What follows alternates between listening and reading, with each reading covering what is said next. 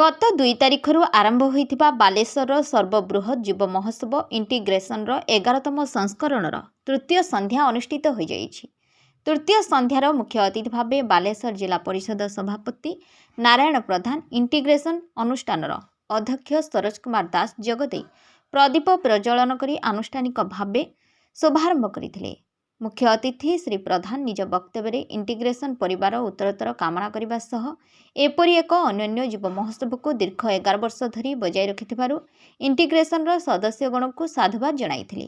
उपदेष्टा चित्ररंजन पंडा मंच परिचालना करिथिया बेले साधारण संपादक गौतम साहू, सभापति सुशांत साहू, उपदेष्टा तपन गिरी, उपसभापति डॉक्टर कुमार देवाशीष, अमर गिरी, संपादक जीवन महापात्र, उमेश बेहरा, आलोक माझी, जुग्म संपादक सरित सपन बारिक मंचासीन होई निजर वक्तव्य रखिथिले एवं सर्वशेष अनुष्ठानर सांस्कृतिक संपादक लोकेश कुमार दास धन्यवाद अर्पण करथिले। परे मॉडलिंग प्रतियोगिता रे अंशग्रहण करिथिबा प्रतियोगी माने निज कला प्रदर्शन करी दर्शकों मन जिणिथिले। सर्वशेष बहु प्रतीक्षित हॉलीवुड नाइटर मुख्य आकर्षण साजिथिबा गायिका सुज्ञानी महापात्र वैभव पृष्टि दर्शकों को निज सुमधुर संगीत रे झुमाइथिबा सह हास्य अभिनेत्री ऐश्वर्या दर्शकों को हसर खोराक जगाई देथिले।